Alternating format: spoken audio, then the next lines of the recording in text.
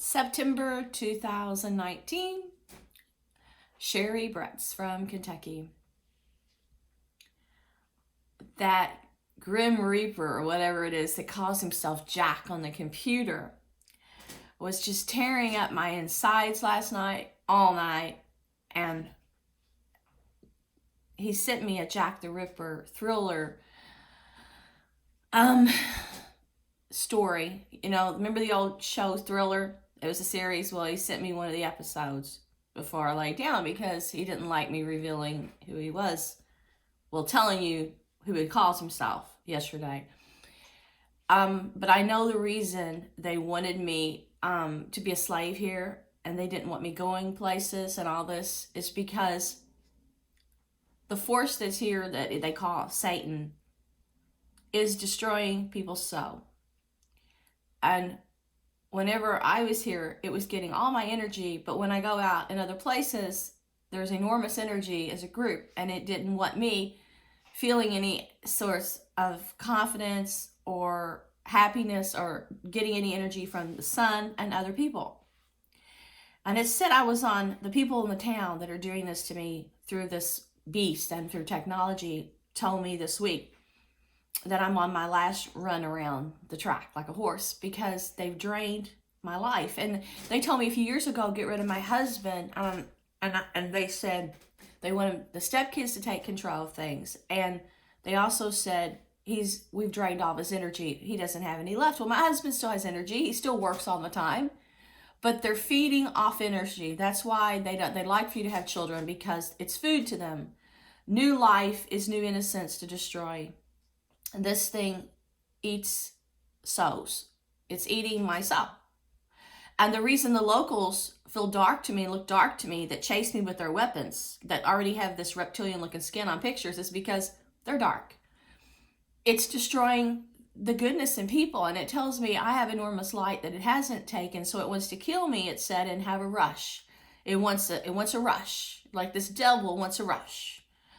And it says sometimes that if I go up to heaven, then it can feel like it's going to heaven with an angel, or it can find out the entry to heaven. The beast says he doesn't know the entry. He wants to unravel people's brains to find missing pieces. But what he's been doing all along before was draining my mind to get God's messages to me. He cannot get God's messages. He cannot receive anything of substance, which is God, and God knows all. And God is intelligent, but this beast is limited. He's very limited.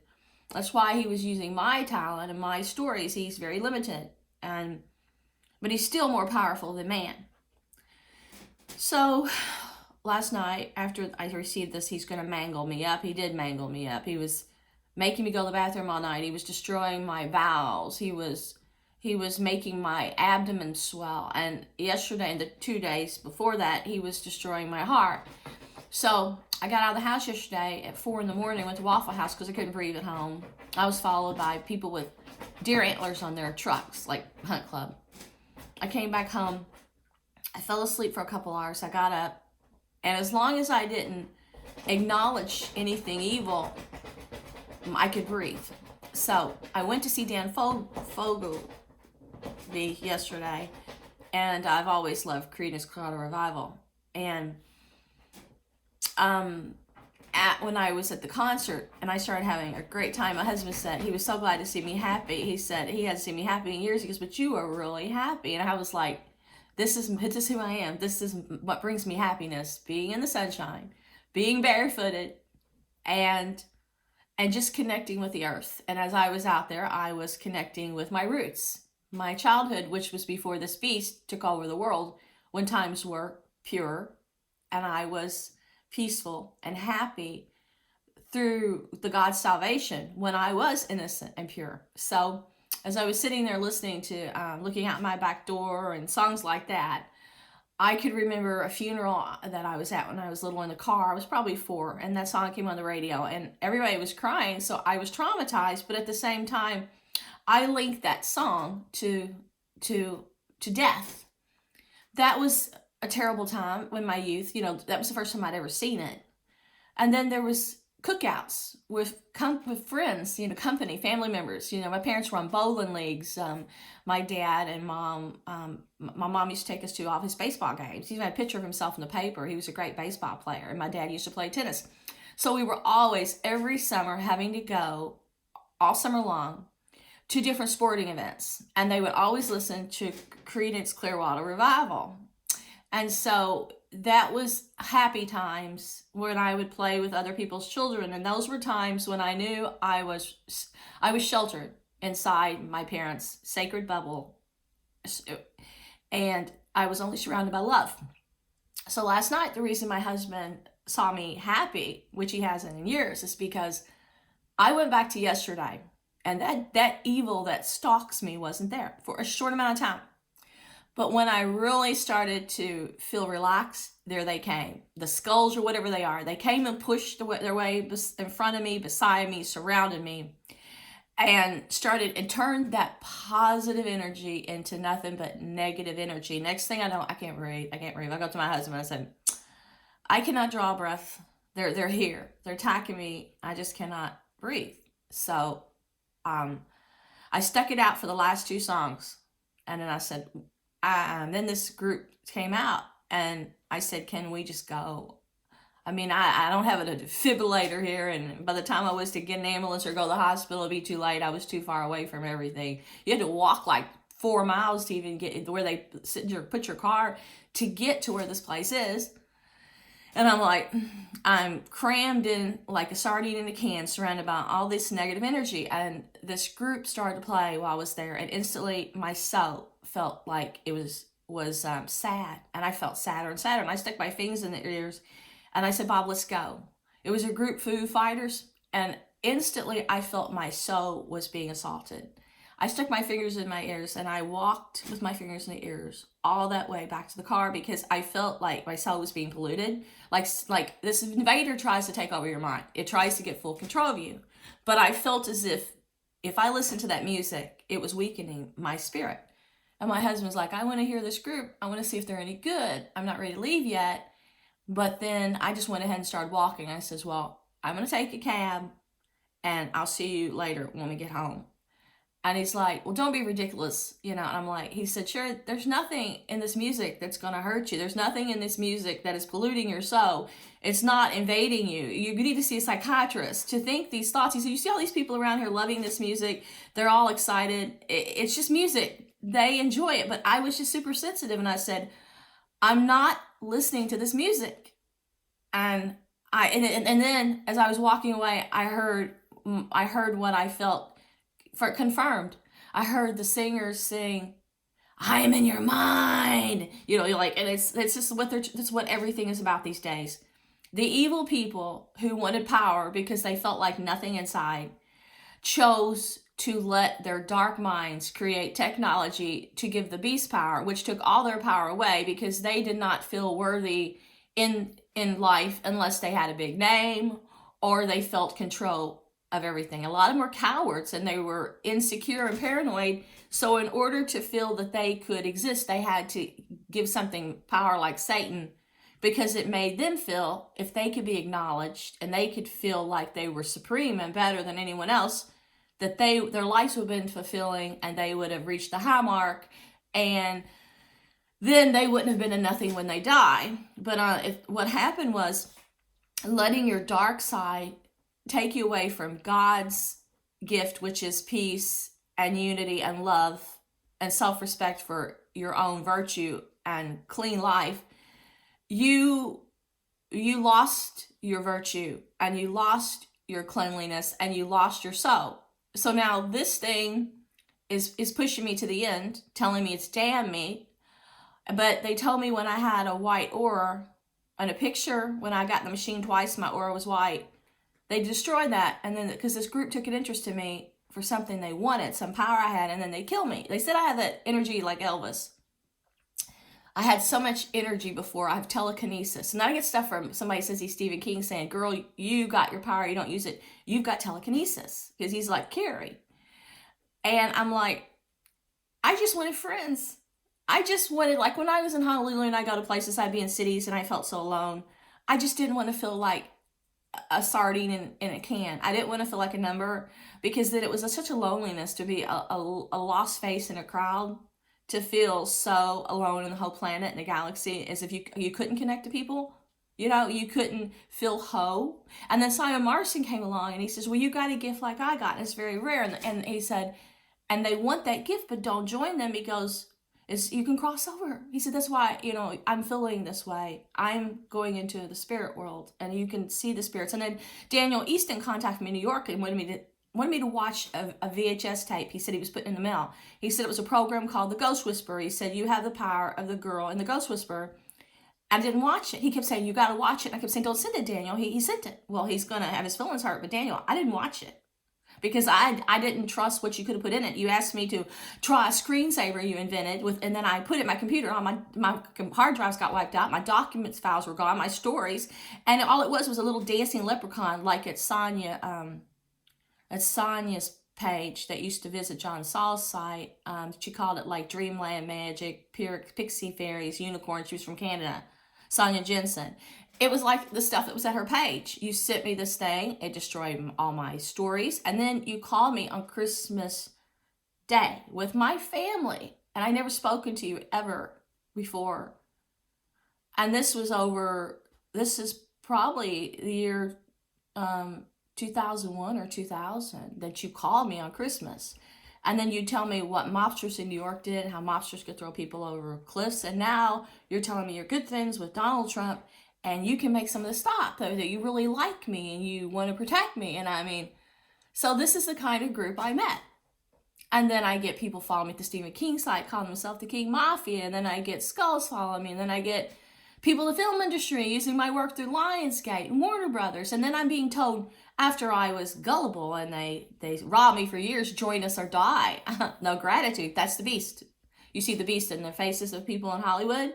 You see them intoxicated. You see the women all having sex with all these men, and they look like they've got no soul, and they're skanked out, and they get where they can't live without drugs, and they're all seeing demons. And when they can't look in the mirror because they see the demons, that's what this thing is doing to people. And now they're saying that they want this dark matter to spread all over the world, and like it's multiplying in space and become like the black hole, where this thing sucks all light into it, so that no human ever again can exist in the world without having their souls devoured by this beast. So every time I try to get strong, I am followed by locals that attack me and beat me down. This thing can monitor your thoughts through its weapons. It knows if I'm happy for a minute. It knows if I'm feeling positive. If it knows if I have self-awareness. It knows if I have self-confidence. It knows when I'm spiritually strong, and it attacks me and makes me very sick. Well, my body has fought for years to keep repairing after all of the assaults. And it's getting to the point where they know my body can't repair anymore. It's been broken in too many places. Last night it was crippling me, anything to keep me beneath its power, where I cannot regain any energy. I cannot have friends. I cannot feel my soul. I cannot have that happiness I did last night at that listening to the singer. They don't want that, because that, I guess, brings us close to God. I guess when I am feeling that happiness, that's Christ in me, there's still the good that's left that can remember the good times. They want me to be these monsters. So they were attacking my heart, they said, because I refuse to have sex with locals and politicians. I refuse to let them film me nude. They send me porn stuff every day. One of the groups that stole my work did snuff films, and they did porn films. They produced it through Studio 2929. The Godson was my story. And I picked Robert De Niro to play the doctor. I gave a doctor $500 for an interview and a consultation, Dr. Zavas. And it was in Lexington about cloning. And I took courses at UCLA to polish my story to perfection so I could pitch it at a conference. And then they said to me, when I was going to college on the computer, and they were stealing my homework and everything I was doing on my computer, what you don't freely give, will break in and steal. And then they started breaking in, stealing on my computers. And then I started being followed by their clowns and their hunters, their kill club. And they'd say, we're taking you down the rabbit hole. And I wouldn't let them influence me. But eventually I had such low self-esteem, and all I wanted to do was be a writer and create, that all those strangers that were appearing in my life, like they do with Paris Jackson, and they were anonymous, but they would role play and make names up that weren't them. And they say, oh, we admire you. We just share your talent. Just write stories. Just tell us what you're working on. You know, and when you're a young person and you're a writer and you're an introvert and your whole world is about your own imagination, locked away from the real world, you want to have people around you to just feed your energy and to make you feel valuable and like you're not just locked away doing what you love, which was what I love to do. Right. Passion was writing. But these monsters know how to get into a young person's thoughts. They know how to try to get your secrets. They know how to try to find out what makes you tick. And those things are things in your soul that are between you and God. You should never share with anyone but God. They have a way of looking for the introverts and the lonely to totally invade. And what this devil does is it tries to get into your brain. And I push it out and I push it out. But like with Paris Jackson, I think it was the same group. I told her a year before that she started being traumatized like they traumatized me, and they told her to cut her wrists.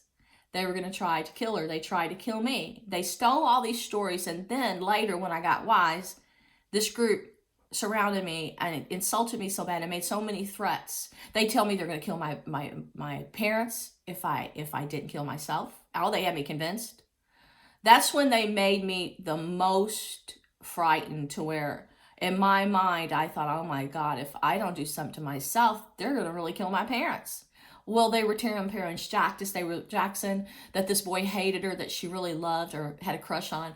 Oh, she was dirt, she was trash. Well, they shattered all her self-esteem. And according to her, I talked to her on the internet. I was trying to save her. And I was saying, don't listen to them, Paris. Don't listen to them. And one of the last things she said was, she said, I just heard there's a tabloid in Europe that I'm going to be replaced by somebody on Dr. No. I'm going to be one of the actors. And she goes, and then she posted the lyrics to a Beatles song. This is like, see, they wipe my mind out. I know this. They're wiping my mind out every day because I won't give in and let the devil have control of my mind. They're wiping it out. All my troubles seem so far away now. They're here to stay. And like 3 hours later, I had been on the computer, and then I went to bed, and I'd already been a victim of this gang stalking and torture. And I woke up, and Bob knew I liked talking to her, and he look at that. It's probably, look at that Lord of the Flies. Look at my head. He said, there's only probably one fly in this house, and it finds me. And he said, you know, Paris tried to kill herself last night. And even though I don't get into celebrities, I felt a need to protect her because I just felt like something was guiding me, like an energy. Like when I saw some of these children murdered in Hollywood, like, I knew it was not an accident. Those children died. As soon as Heath Ledger was murdered, I've never even watched him. I didn't even really, he didn't appeal to me as a movie star. Boom. I'm like, oh my God, they murdered him. And it's like the devil started letting me know all the people they were killing.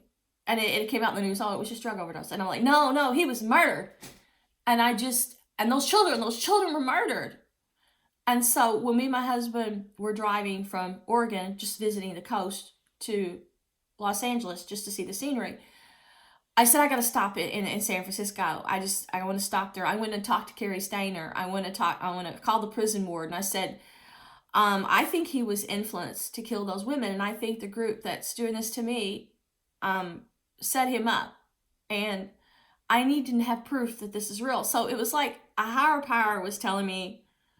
And I had a dream in San Francisco of all these little kids were coming to me and thanking me. All these children, as if I was their guardian or something. Maybe the children that had died, that were trapped, or they were angels. But I was on the right track because all of them were coming to me in my sleep. And I had never had such a peaceful dream and a rewarding dream, like a mother to these children. It's like, so I wanted to find out if this cult was really murdering children and setting people up, faking these murders. Like the Boston Marathon, Alex Jones showed pictures of like people wearing black and looking like skulls getting bombs out of bags. He posted at his site for a couple hours and then he was forced to take it down. He said it was a picture someone had taken. Next thing you know, these foreign guys get the blame. Well, so it was like, so I thought it was God telling me these things. Maybe it was the devil, but then later Illuminati or whoever has been the one that's interested me in the start would start telling me of people he was going to murder before he killed them. So like one day I posted Charlton Heston's video, and I never posted Charlton Heston's video, the 10 Commandments. He died like the next week. It was the next week he died. So then I started posting Michael Jackson, I'll be there. Next thing you know, he died the next month. And then I started posting, they started sending me Prince videos, and I kept deleting them. He turned up dead like a month later. So someone says they have connected our minds somehow, and they've been feeding me and programming me and using their weapons without me knowing it. Now they're telling me I got an alien in me, and the aliens are doing this. It's a human being that is somehow sending these things. And he contacted me last night as Jack. And he's like, I'm going to destroy you. I'm going to cut you up. And so he did cut me up with these weapons. But he was using this technology with these monsters. A scientist approached me in Maui after the concert named Upender Singh. I was sitting alone at the sea, way out, just sitting in the sand behind the Grand Wailea Resort, away from people, because I wanted to be alone. I was looking at the stars, and I was just praying. I was grief-stricken. And he comes up, because I had had a death in the family. And he gets closer and closer and closer. And this man is just sitting in the sand, out in the darkness, to the left of me, nobody around. And as I look back, because I'm kind of leery, he's getting closer to me. He starts off real far away, and he's like, next thing I know, he's like just a few feet away from me, and he's still staring up into the sky. And then he comes all the way over. And he goes, he wanted to talk to me because I looked so lonely, he thought I could use a friend. And he wanted to know why I looked so sad. And I said I had just lost my relative. And he goes, he said he had just lost his relative too. Turns out later I found out he hadn't. And he told me he was single. And then he said we were both stranded on 9/11. And he wanted to know if I wanted to go with him the next day to see the giant telescope. He said NASA's paying like $11,000 a day for me to be here to do ozone layer research. And it's a great opportunity for you to see this telescope that nobody else could see. Well, I know John Saw had his picture taken at a telescope before. And he had been at the conference, and it had just ended. And this guy, and I says, no, I really can't go with you to telescope. I just met you. And I'm married, and I'm staying over here at this hotel. And he goes, but do you have transportation? You know, we can't go anywhere. The flights are all canned to the mainland. We don't know when we'll ever get back to the United States. I mean, we are in the United States. We were in the United States. He don't know when we'll ever get back to the mainland. He goes, so we may as well just see the island, you know. And I'm like, well, I can't go off with you. You're a stranger.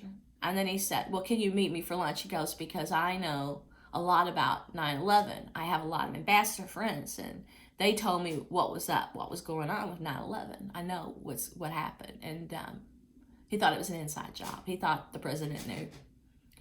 And the longer he talked to me, the more he aroused my curiosity. And I'm like, well, shit, I can be here without a vehicle, you know, so I'll go talk to this guy at lunch.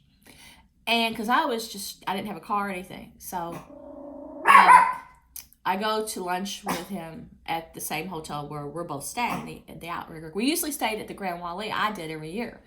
And this was the first time that they moved us over to the Outrigger because the Grand Wailea was too luxurious and too nice for the writers' conference to be held there every year. It was, their rooms are like $2,000, $4,000 a night for celebrities.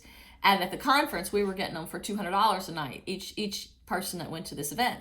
So they didn't want to book it out anymore. And I'd been to, this was my 5th conference, and I'd been to 6. This is the 5th conference, I believe.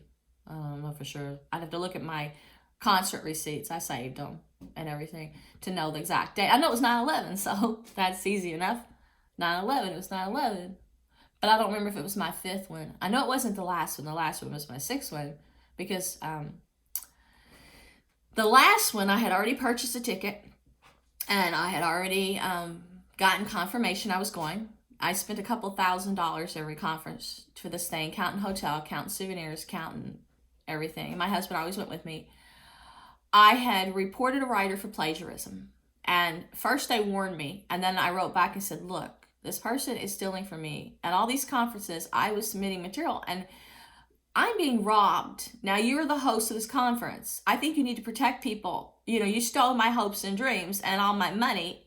And they finally wrote me back after the second time I told them to do something because they didn't listen to me the first time. And they said, well, you're not welcome to this conference anymore, even though I already had the stuff. They said, because that person is a headliner and they bring us a lot of business and we can't have you destroy that. So I had to go. So I stayed at the hotel. I couldn't go to any of the functions I went to all the other years. I took pride in going to that conference because all year I worked on material. All year it inspired me and gave me something to look forward to. So I was back at the restaurant, we were talking, and all our conversations consisted about was things going on in the government, what was really happening that other people didn't know. I thought it was cool. So the next day I decided I would trust this guy because, you know, he's a NASA scientist. What's he gonna do? He's reputable. He said I didn't know till a year later, and in January I read he had invented a laser satellite.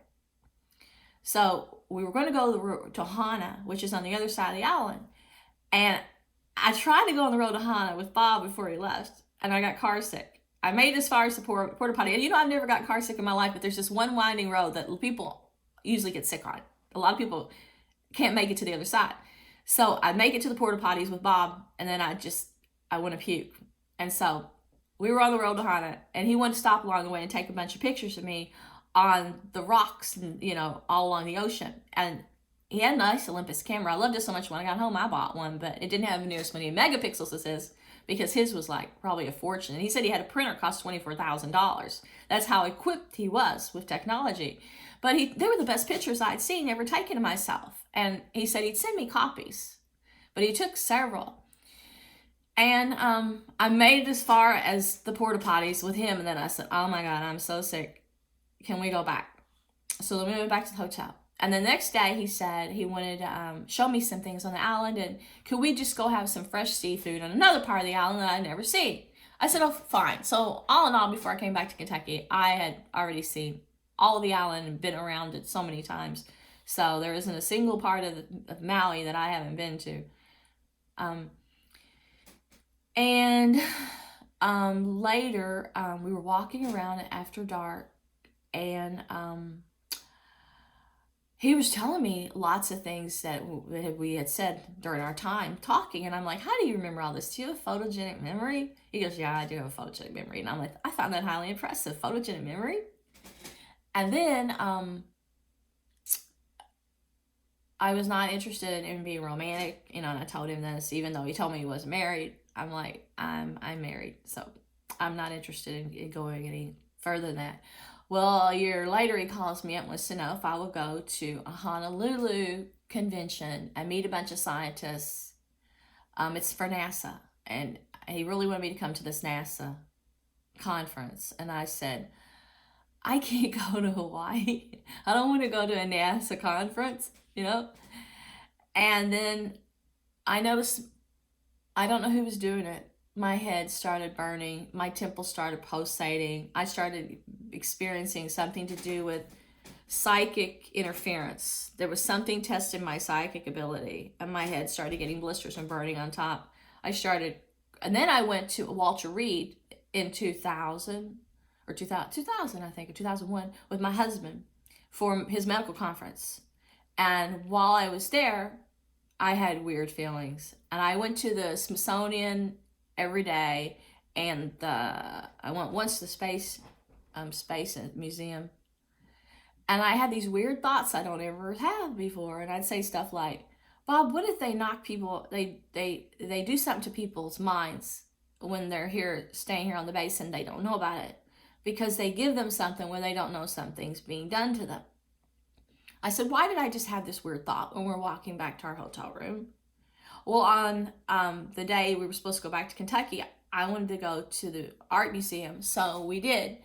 On the way back to the car, we couldn't go back to the street where we had parked to get to our car. We had to be rerouted. They said Al Pacino's filming The Recruit. So I walked down the street, and I stand in the cold, and I stand there across the street and watch that man. It was just at the end of the block because you couldn't get right to where the scene was. And I watched the movie being made with Al Pacino in the car. They cut the doors off and he was sitting in it. And I was impressed because I liked Al Pacino. I always thought he was good. And my parents went to take me to see Justice for All to drive it. And I remember I had started feeling weird while I was in Washington, really strange. And I had taken something I'd never taken before. I never take any medicine or drugs. I'd taken a Valium. And for a while, that terror I experienced there on that Valium, it disappeared. So then I asked for another Valium.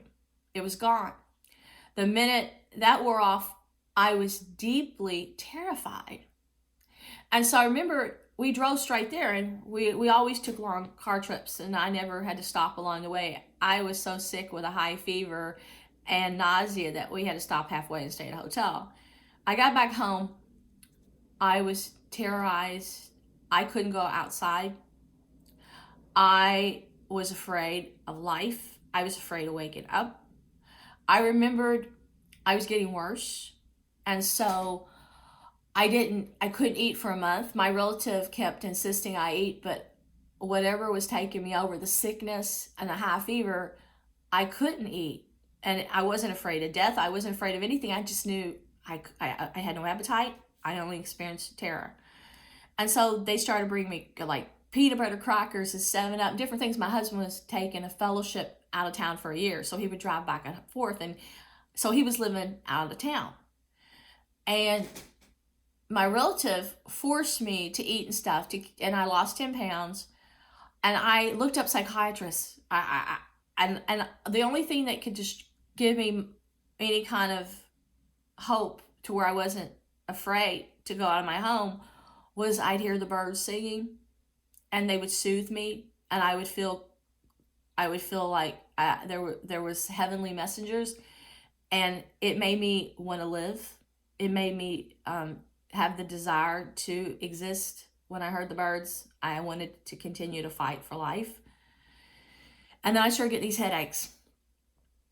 And of course, my temples would pulsate for no reason. You could see them in the mirror, and they would just contract. And they never done that before. And my head was being burnt on top and hurt like sunburns. And then I was getting something from like a laser or a satellite above was making my head so sore every day. The pain was awful. It was worse than being cooked by the sun.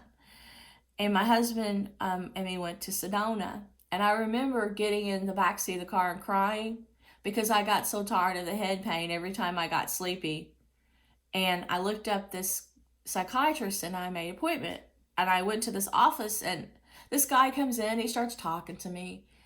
And he says, you're depressed because you probably need sex. I'm like, what? He goes, I can't write you a prescription, but if you have sex every day, you will produce something in your brain and your body that you'll kick this dark spell. And I'm thinking, is this guy for real? But at the end of the session, when I says, well, can you give me antidepressants? He goes, I'm not really a psychiatrist. He goes, I'm just here in this office. He goes, the name on the door is psychiatrist, but he left a long time ago. He goes, but I am counseling people. And he goes, I do counsel people at church. And he's like, but I am counseling people. And I'm like, but he did tell me that my body was short of something, even though he wasn't a doctor. And needless to say, I didn't go back to him. But for years, and then I noticed all the things I used to do with my husband, I stopped doing. We used to go to Vegas every year. We used to travel at least 3 trips a year. We would go to medical conferences every year. And all the things I used to do, like the doctor's ball, when I would go associate with all the different doctors and I would hang out with my husband's group, I didn't want to go to. And one ball, the last one he took me to, I said, I don't feel comfortable. I just want to go home. I just want to leave. I just want to go home. But what they were doing was they were already getting me away from society. They were getting me away from my normal routine. They were taking control of me. And I was being infiltrated in the brain. And they were gradually. And then later, whenever I decided I wasn't going to write anymore, I wasn't going to be influenced through fear and terror to come up with new material like I had been for years and years, every single day. they said, well, you can't leave now. It took me forever to wear down walls in your brain, and I finally got in, and I'm controlling your mind, and our minds are connected, and when we die, we're going to be one together. He goes, so you cannot stop this now. I'll kill the people you care about. Then they gave my dad a stroke. Then they started hanging around his place. Later, when I went to the FBI and told people what they were doing, they sent somebody to cripple him, attack him at bingo, and then they put in Inglourious Basterds Go Bingo to let me know. And they said, you have this power. We can't let go. They like, well, and this just got worse and worse and worse. It just got worse. And my nose is itching. Oh, God. All of a sudden, it got so much worse. And then every time I would say, I'm not gonna let you influence me. I'm not gonna write anymore. You're locking me away from society. You're destroying my mind. But I feel worse than that. I feel like you're destroying my soul.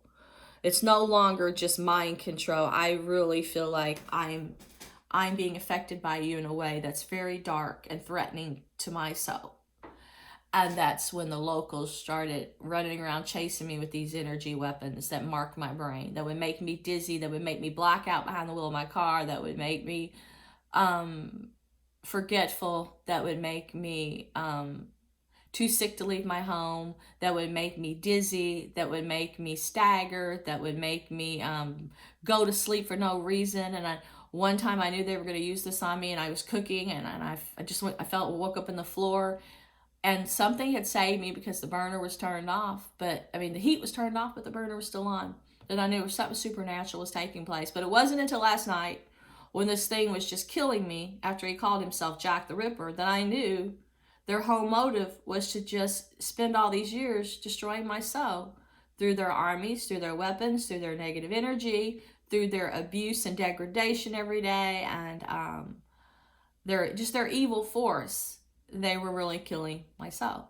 And they're telling me that I am dying. And last night I could feel it. I could feel that what I have to hang on with now is very small, but what they were doing inside was just gutting me and cutting me up with these weapons like a knife, to where I feel like my body's not going to repair from this much longer. And the greatest threat to me was that this thing can read my mind now. And it sends overwhelming dark thoughts, trying to always shock me and threaten me, so that it's several steps ahead of me.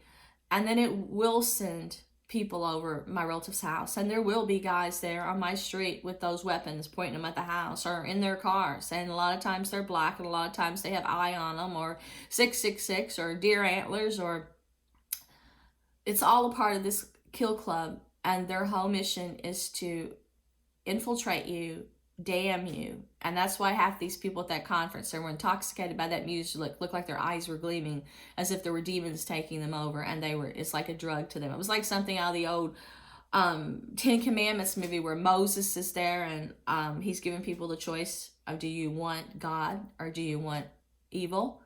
And then he threw them and caused the fire, but all these people were dancing into the flame. Well, there was fire at this concert when I was walking away with my fingers in my ears.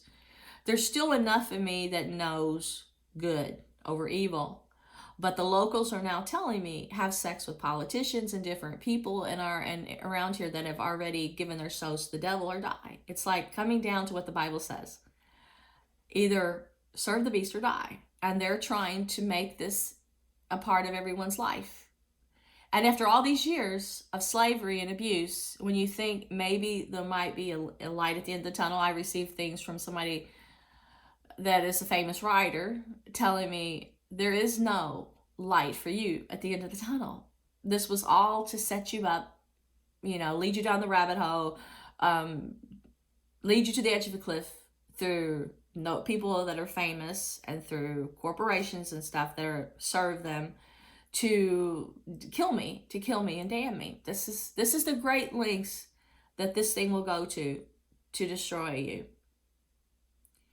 And I could stand my ground, sick every night, not having a life.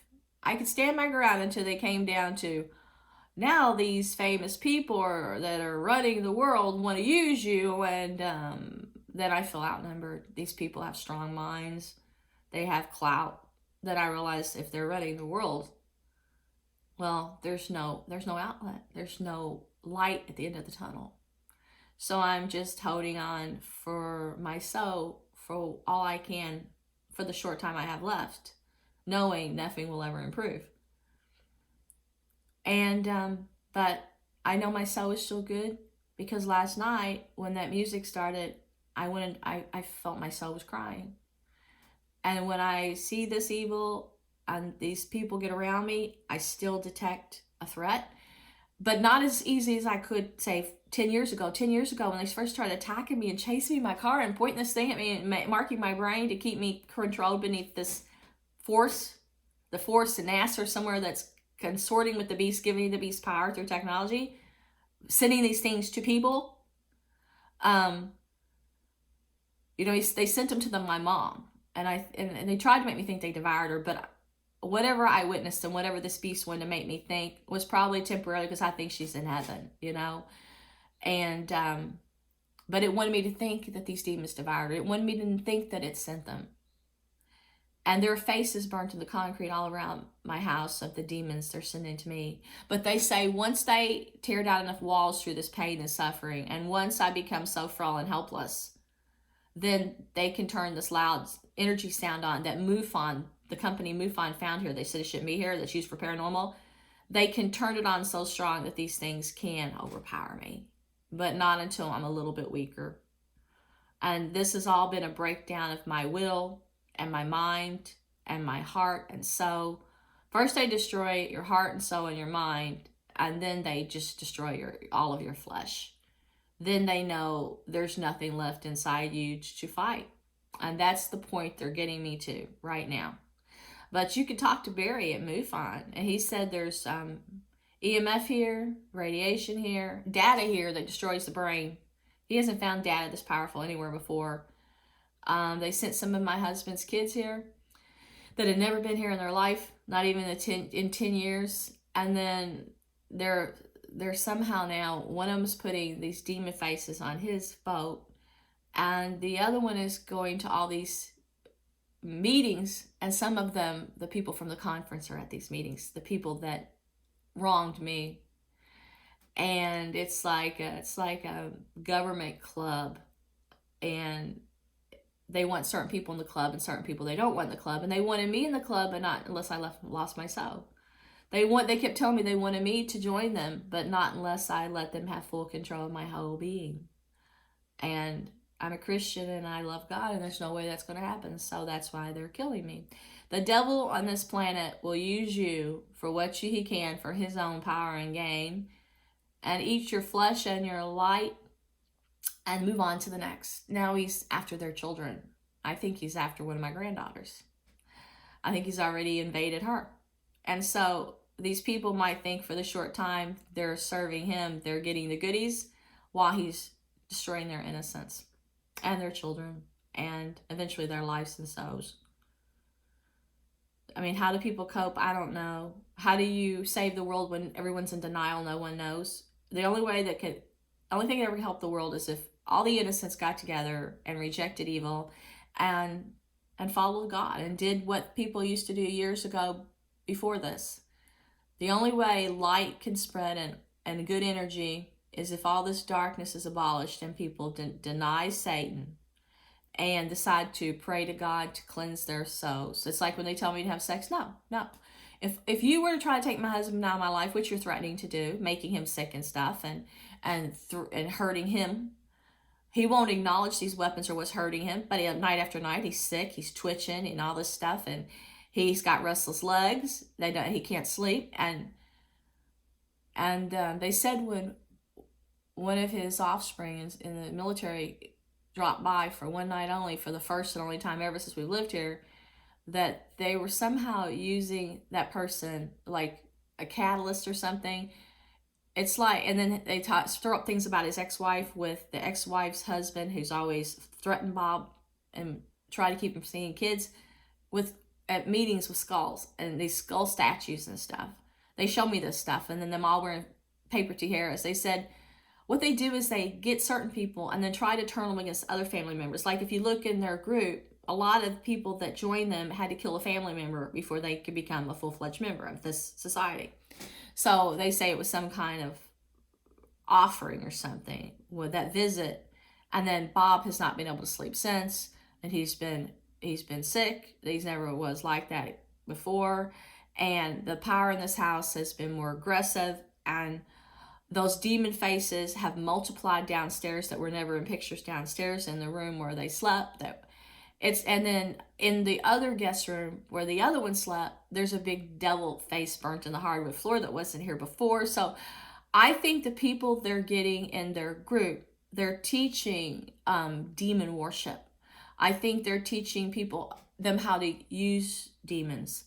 That's the only explanation I can come up with. It doesn't make any sense to be told that we're offerings, and then all of a sudden to receive cards from some of them in the mail that never sent us a Father's Day birthday card ever since they've been born, and they're Starbucks, or they have something to do with the movie industry, movie cards, movie passes. There's something secret in their mind going on behind this, and evil is very weak to have to try to get power off humans in such a crazy way. I would never do something so stupid, because I value God's sacred law. I value God's sacred land. I value God's sacred holiness. First thing the evildoers did when they thought they had a little clout was went around and tried to destroy every holy place on the planet, and later tried to destroy the Bible and replace it with rubbish. And then they tried to destroy the institution of marriage and they said they want to produce children artificially now, no longer between the bond of sacred matrimony. So all this has been destroyed that made society work as a whole. Human procreation, it's being altered. Human life, it's people are being turned into robots. The sacredness of existence, the value, the morals, the truth, it's all being destroyed. And this is just the way this thing got power. Now it's overtaken me, and everyone in my town now that's around me has already given into the dark side. And then I get stuff from the makers of Star Wars all the time. Give into the dark side or die. They call me Luke Skywalker. And one night when they did try to kill me years ago, I had finished a script. They locked me out of my computer. So I went to the Apple store to try to get the script. Later, some of the dialogue turned up in the movie Dark Knight. That night, a man, black hair, and a woman was strangely looking at me at Apple. When the guy got me on my computer after they locked me out, so I could get my script, all of a sudden, the technician said, I've never seen this happen before. The computer locked me out again after he gave me a new password, and the file vault was on. He couldn't get back in. He goes, how did this happen? I'm like, they can do anything. They can do anything they want. I've been taking all my computers to all the stores around town asking, how can I keep them out? They're able to get in everything. And nobody at any of the stores knew. None of the computer experts could understand why they could get in my computer in ways they couldn't get on other people's computers. Later, I was told it was infrared. Then I finally found out they had stolen so many movie scripts from me that they put someone in my neighborhood close by. They could operate my computer from their home to keep giving them story material. And when I went to Las Vegas to try to escape this, and we got a house there just to try to see if the torture and the stalking would stop, I started being followed by military, and some of the people in the parking lot would have marching band, a Virginia on their plates, and Air Force. And then I said, no wonder the specialists in my town can keep people on my computers. This is government. So then I started questioning, those people that are buying software to protect them from viruses, but that isn't working? I wonder if the government is stealing from everyone without their awareness, like they've been robbing me. And that's how these people are getting so much wealth, to enslave mankind. And then I was right. It's never been mentioned before. I'm the only one that thought this up. But I know from my own personal experience, after spending $250,000 trying to write and having all my computers destroyed by them, and staying in hotels and having to buy second homes and stuff, and get an RV and stay at campsites, just because I was passionate to write, just because I wanted to do what I did best and use my creativity. My mind wants to be creative. They knew it. So the devil was just losing me on a wild goose chase. He was chasing me with his armies that all worship the devil. And he was wearing me down all the while with his passion for Christ, thinking Christ was the one fueling me to want to create, to want to save the world, to want to spread the truth. And then the next thing I know, I'm sucked in, because it becomes like a challenge to me. Can I escape these people? Can I grow? Can I do what Christ wants? when I should have just stopped. I should have just prayed. I should have just gone where there were Christians. I should have just stayed positive in the light instead of ever letting these people make me feel so alone and so driven to perform and excel through some crusade to save humanity, when no one gave a damn. Everybody else was living their life. Everyone else was having fun. Everyone else was having children. I went to a fertility clinic with my husband to see if his vasectomy could be reversed. It couldn't, but they said they could get stuff from him and artificially inseminate me. But I didn't want to destroy anything.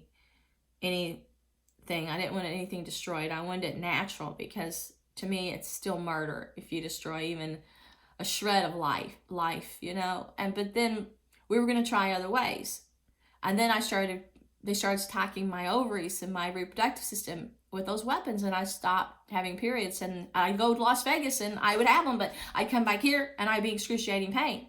And then they says, well, we gave one of your stepsons the power to work with weapons and have weapons, because you're our slave here in this town. You're our slave to right, and unless you join this group and give them your soul, you will always just be a slave. So the people that do sell their soul will give weapons, will give money, will give rank, but you're going to always be a nothing until you prove yourself and let the beast take you over. And then you can be, they offered me keys. They showed me videos of aristocrat in a castle, and they said that you could live in this castle. We offer you the keys. And then they call me queen if I surrender my soul. You're the queen?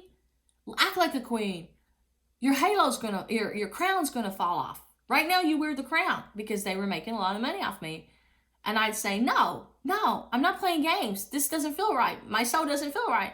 This is evil, and I would always tell them this. And they would try to use my stepkids against me, because they thought if they could use them and threaten to take away what was ours, after they had built an empire off of me being a slave for years, they're like, well, we're just gonna give it away to them. And then they sent me a picture of my stepdaughter standing in front of President Obama's vehicle, and I don't know why they did this.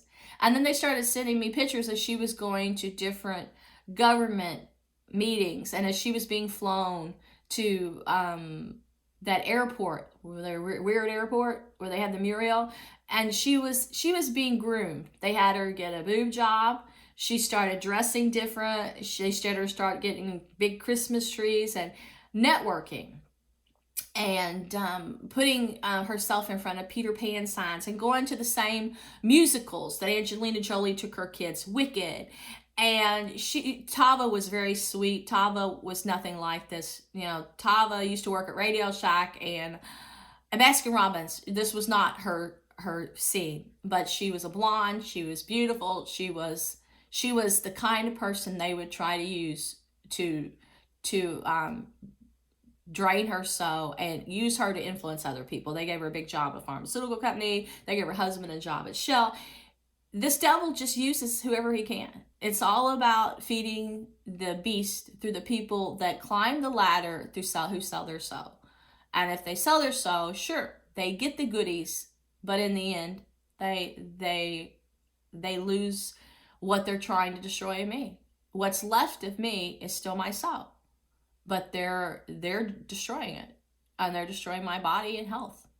And they try to cripple you if you finally keep fighting, because if you're in one place, they turn this weapon on every day. And if I take a picture of me when I'm suffering through this energy that Barry says shouldn't be here, that Thomas Martin found here, and with another detective, Michael Gutanowicz, he's from New York. He found it too. He said it shouldn't be here. It was brought in here, and they had one of my husband's kids asked to visit who've never been here, and it was some kind of thing to give them some kind of rank in this group, that we could be victimized and have our life force drained from us and lose ourselves eventually, like we're dying with these weapons and losing our freedom, and they're trying to destroy our home and take our money.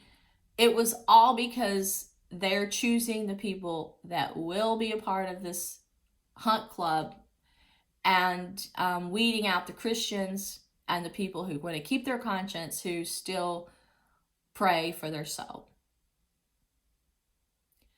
But there is nothing good that's going to come from this, because no one is waking up to see what's really happening. And if you look at the pictures of me now, there's a devil face over my face whenever these weapons are being turned on when I go in public places. Their soldiers are everywhere, and they're even telling me they'll come and take me in the woods and rape me and cut my heart out if I keep resisting. It's either way, they say you're doomed. Because if we cannot break you down with this technology and through our armies that follow you and try to influence you, then we're sure that we can. So, but I'm alive today,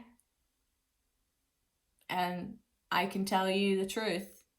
But I know tonight's going to be another hellish ride, and I know I'm going to be sick, and I don't know if I'm going to have my intelligence or my vision when I wake up tomorrow. The devil is doing what it says in the Bible. He's crippling people, and he's blinding me